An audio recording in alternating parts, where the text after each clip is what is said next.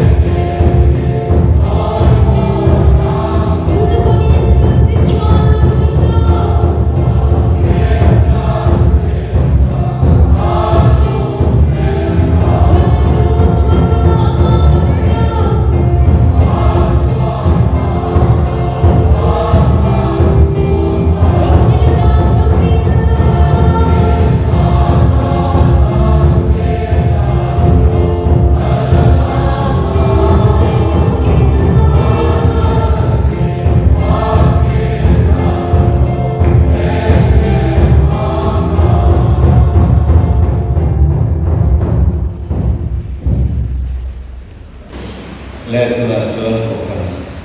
Kenapa saya bermotif?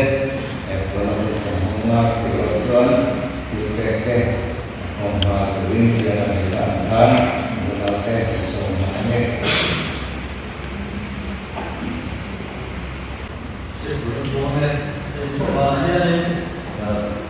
Biar sendiri itu kita yang sendiri naik kota, naik kota, sedang di butuh kota itu lah. Nanti kalau itu sudah sama naik kota sendiri itu orang pakai membuat dia tidak orang membuat dia acah ni.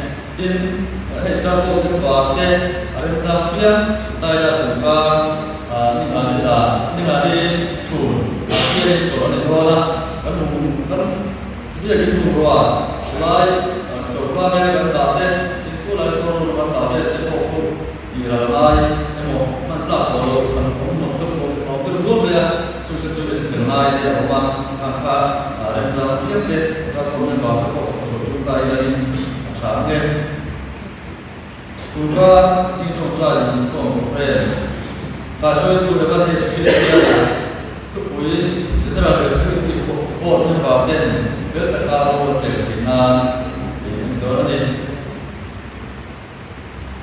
maka sahaja ini kompres.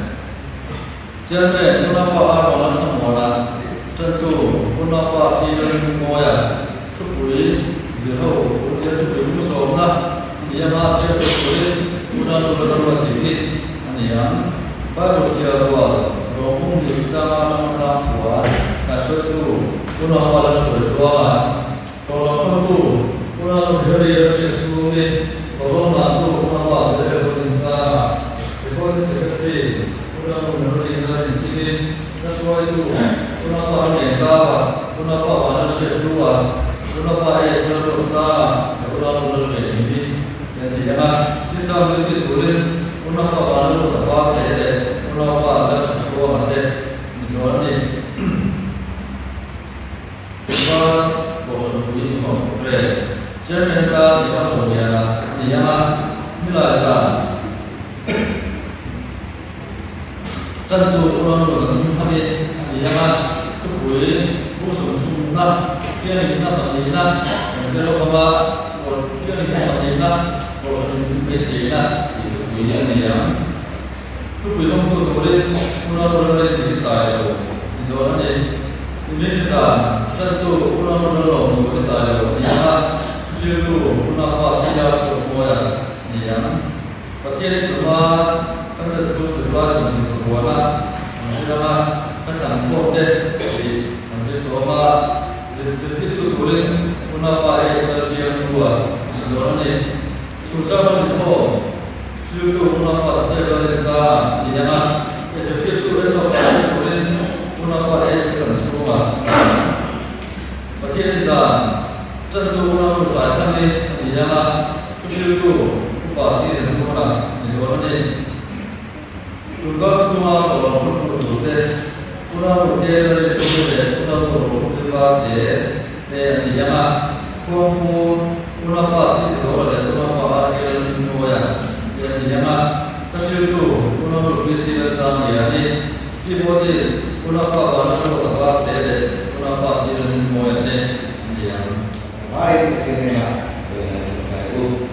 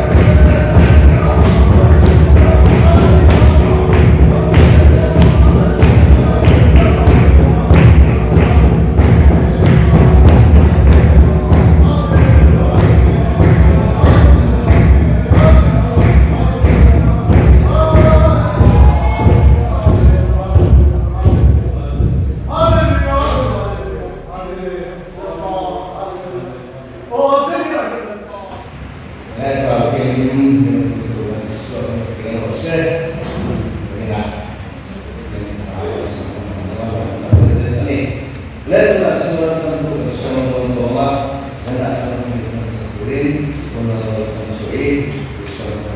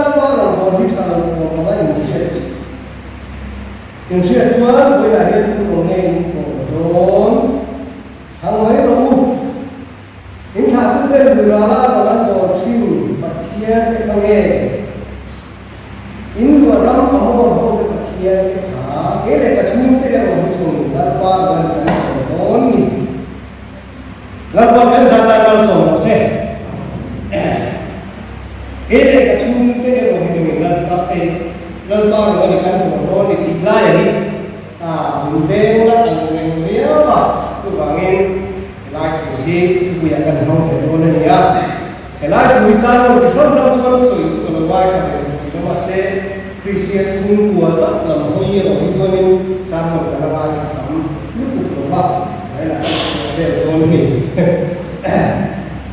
các bạn sẽ qua đây đấy là cái đồ luôn cái đồ như là nó chút tổn trọng vấn đề như vậy cũng thì cái điều đó là không thể mấy bây giờ nó là mình thì nó không thể là nên thì cần tốt trong chia là cần tốt kan kita dia tu juga saya kan impact kita tu tu dia pun kan baik ya akhir ini impact tu kan itu lu baiklah ini kan rumah tu ani nak kan buat Masa jual asal tu jual orang ni orang ni artinya cuba itu buahi lepas ini satu ni orang ni widia dari apa ani nak orang widia ni awak orang apa yang semua ni Info yang sah, kita kita yang orang kita, Allah dia punya. Kita yang berbuat dalam muka kita, how ini, apa yang tu? Sebab cuma siapa terjilai how, kamu siapa ni? Pada suatu rumah itu, pada suatu rumah itu, cung atau kalau, coba ini ada kalau saya nak awak yang tahu, amun, lawan dari dulu kita, orang apa yang lain, kan orang mereka amal itu, pun mereka orang super, apa ni? Coba ini super itu, testing tidak semua, nulis pada dan bikin ilah, pada dan bikin ilah, tuan, kan ni kan? Kan orang adalah insiam sangat yang orang tuan, saya dia insiam sangat ini, lagi sekolah dan sontak, bukan, sontak sangat apa orang ni, tiin, gaya dia dan hun, kalau kita dalam sontak, sebenarnya ada orang baik. Saya minta kan tolong lakukan siapa pun boleh sebagai solusi. Dia ngai orang nak Lalu sen kemudian terbangun kemudian misota sampai hok tuai lagi dia kira mereka ane lagi tuai pun kira tak tahu